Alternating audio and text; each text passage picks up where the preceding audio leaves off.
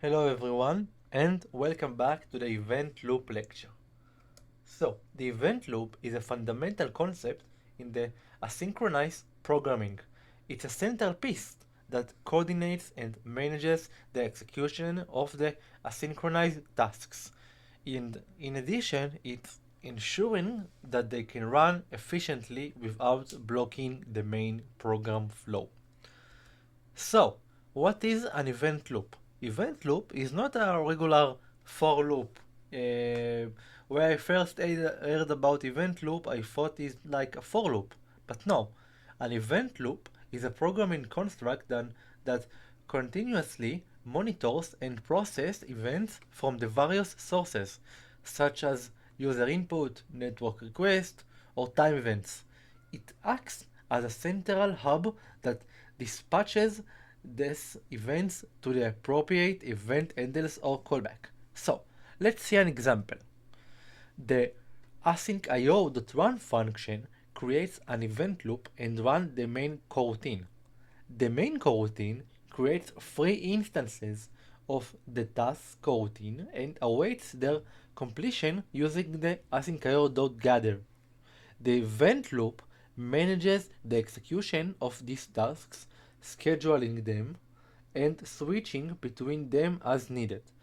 So we have the function task, we print task started, we sleep asynchronously for 1 second, and then print task completed.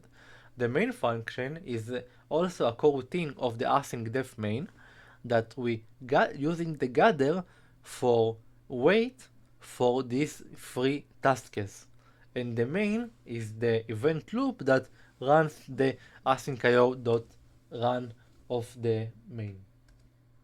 So let's talk about the event loop responsibilities.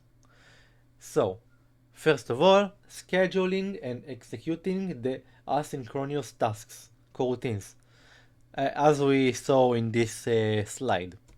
In addition, handling I/O operationals like network, file I/O.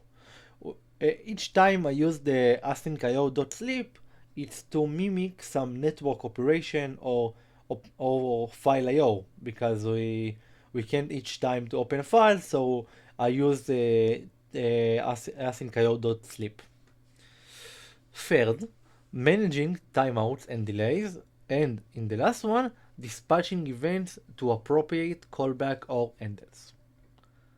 So, the event loops enables concurrently by allowing multiply asynchronous tasks to run simultaneously without blocking the main thread. This is achieved through the cooperative multitasking, where tasks voluntarily yield control back to the main loop, to the event loop, when they encounter an awaitable operation.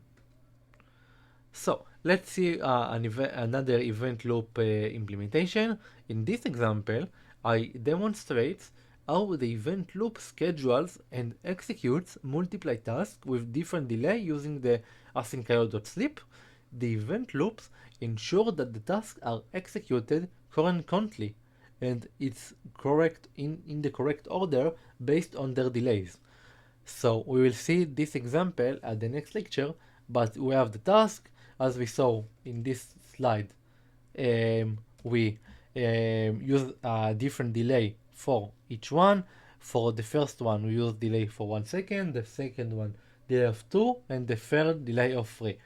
If we took the delay for 1 second and switch with the delay of 3 seconds, we will see that the delay of 1 second start first, but the delay but the delay of the 3 seconds will finish last.